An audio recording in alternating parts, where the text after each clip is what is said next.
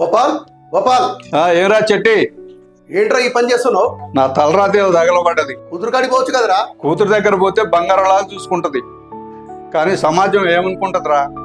ఏంటోరా ఈ జీవితాలు.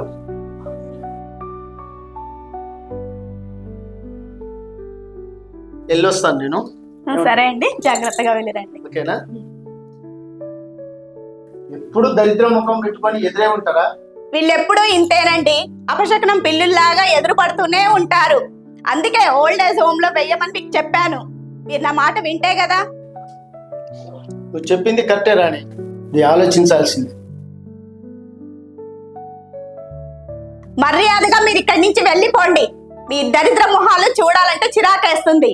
లేదంటే నేనే ఓల్డ్ ఏజ్ హోమ్ కి ఈడ్చుకొని వెళ్ళాల్సి వస్తుంది.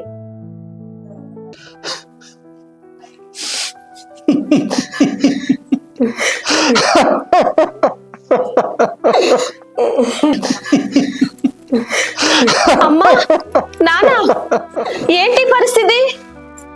మీకు ముందే చెప్పా కదా నాన్న, ఈ పరిస్థితి వస్తుందని. చూసారు కదా, ఓల్డ్ ఏజ్ హోమ్కి వెళ్ళమంటుంది.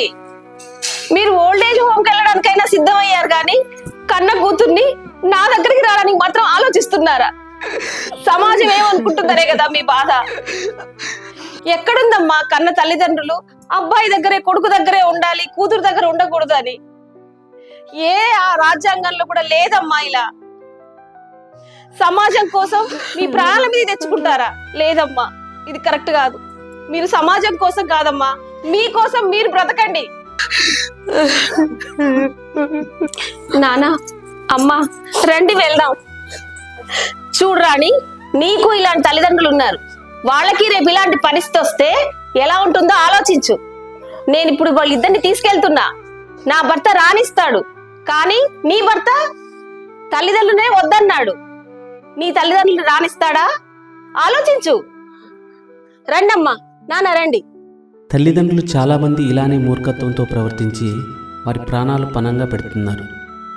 దయచేసి అర్థం చేసుకోండి. మనల్ని శాసించే సొసైటీ వచ్చి మనకు తిండి పెట్టదు.